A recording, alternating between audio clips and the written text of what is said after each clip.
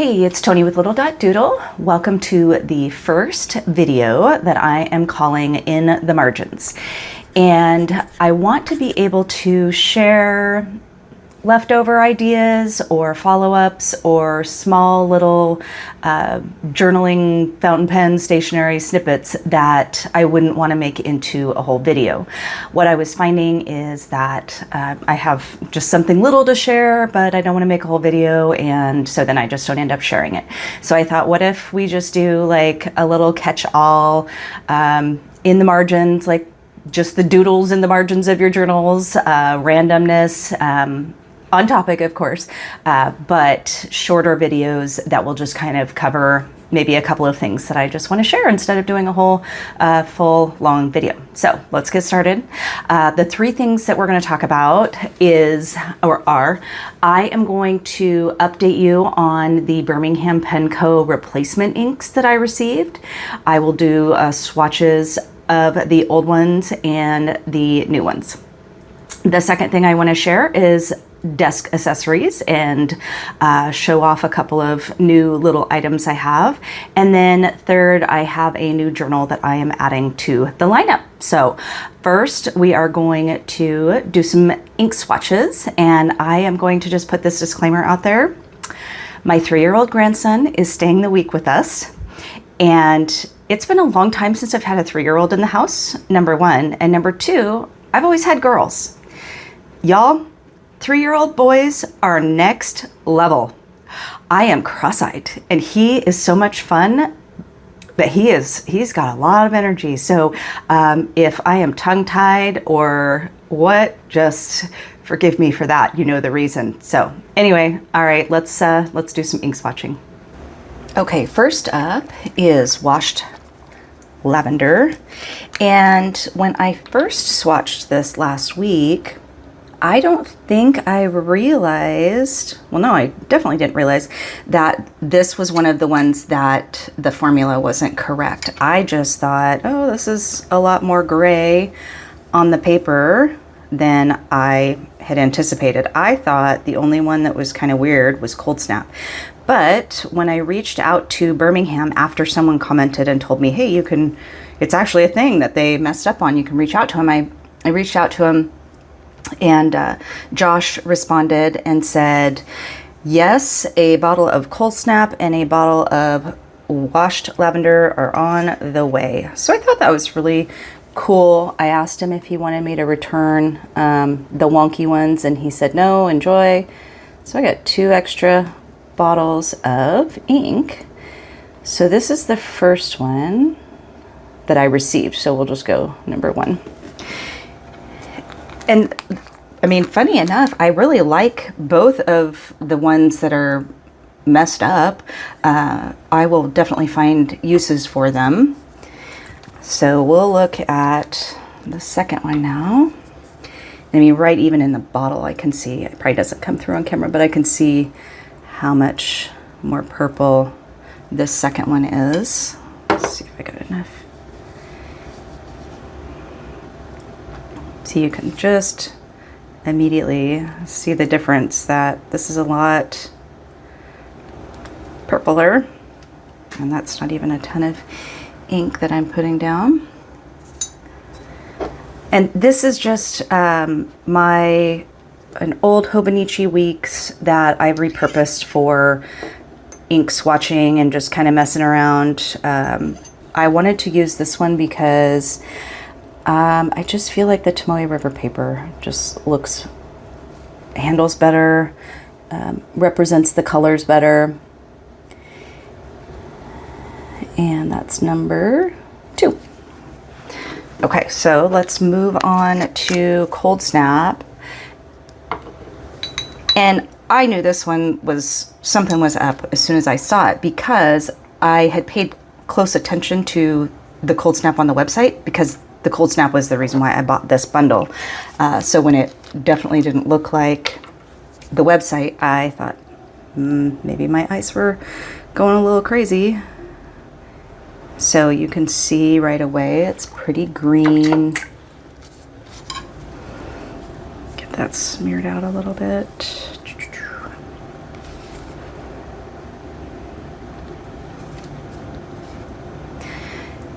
So if you've seen the picture, or if you saw my video on this and I showed the picture, really different. But I like a green, of course, so I'll definitely find something to do with this, even if I just paint with it. Okay, and then lastly, here is the new Cold Snap.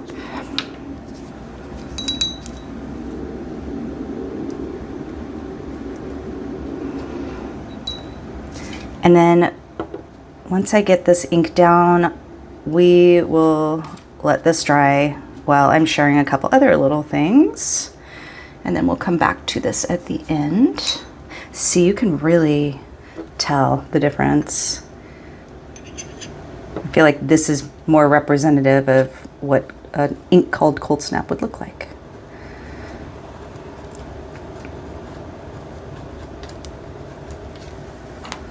Okay, right away, some obvious differences, but we will give it a minute to dry and then we will come back.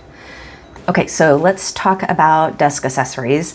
I love having random little things on my desk, both functional and for fun.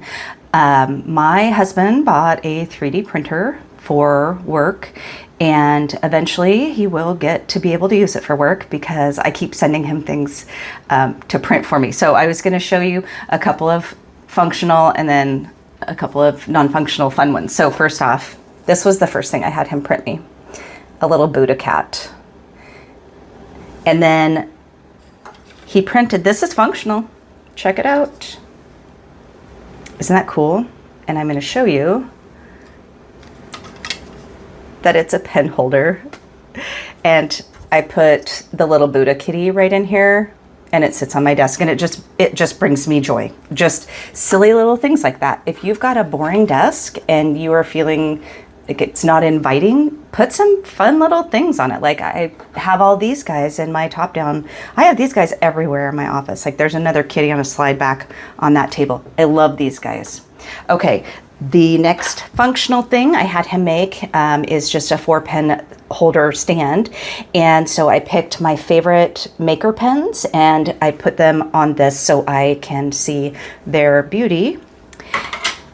Non-functional, but tell me this is not so stinking cute.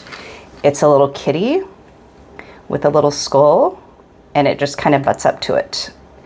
Totally random, just taking up space on my desk, and I will make space for it because it brings me joy. All right, last functional thing that I'm gonna share. This is epic.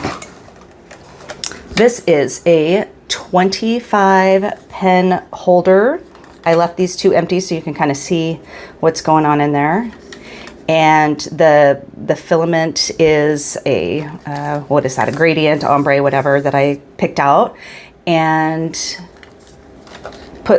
hit start, and then woke up the next morning and had this bad boy. So this cleaned up a ton of room on my desk. So he made this one, and then he made me another 25, and then he made him a 25. So normally my pens are like in my Galen leather 10, zip case that's just laid open, right, with my pens in it, or my Esterbrook one that is just laid open. So I've got all these, pen cases just taking up a ton of space on my desk. So this is kind of a game changer, and now I have more room for non-functional things on my desk. So, okay, and then the last thing that I wanted to talk about was this Midori notebook.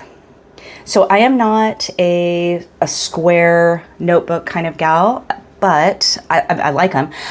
We had a customer at the pen show say that she was going to be getting in touch to do a custom cover for her Midori square. And if we don't have this, like if it's a custom order and it's a specific notebook that we know the person is going to be using, we like to get that notebook so that we can make sure it fits before we send it out. So we grabbed this, and this square design just to me invites mandalas. And so I decided this is going to be my mandala journey. Journal, whatever. I did the mandala, and then I just pulled out a watercolor palette and just threw some colors on that for fun. And then this one's in progress. But what I think I'm going to do is go back to my color cubes and start pulling a card for inspiration to color these in and maybe try out some different mediums with it. My go-to is watercolor. I'm still playing around with gouache. I don't really do colored pencil, so maybe I'll get out of my comfort zone, or maybe I'll just continue to watercolor it. So I will keep you updated. And just as a side note, if you don't do mandalas, that's fine. But if you need some kind of something to do with your hands, something to just kind of zone out, podcast on in the background, movie on in the background, learn how to do mandalas.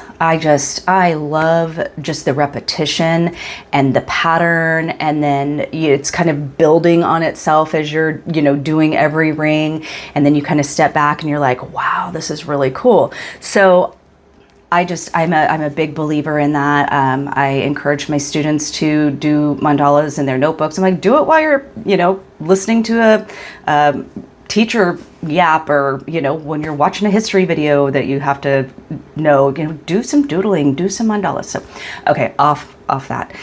All right, I think the inks are about dry, so let's take a closing look. Okay, so we're almost all the way dry, but you're definitely going to be able to see a difference in those. Both colors are fun, but the second one really looks like what you would expect an ink called wash lavender would look like, right? And then the two cold snaps, this one most definitely looks like the picture on the internet. So I love that they fixed it, but look at the cool shading in both of those. It's almost like kind of chromo shading. Just really like that. So anyway, I'm happy that I have a couple extra bottles of ink. I'm happy that they remedied the formula and were kind enough to send them out. They've got great customer service. I really like dealing with Birmingham. And I am happy to report that they have not sent me any texts in the last few days, so I have not had to turn them down.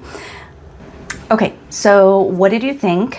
What do you think about the format? If I do just these little in the margins, because I've got a few things I want to share that don't really need a whole video, do you think that works?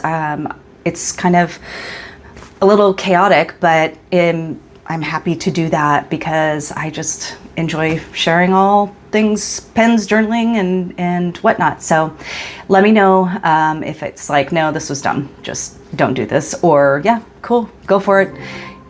And yeah, so thanks for sticking around. Sorry, I just got a Alexa notification and it just distracted me. So thanks for sticking around. Thanks for watching, and ask me any questions in the comments, and I will see you in the next video. Bye.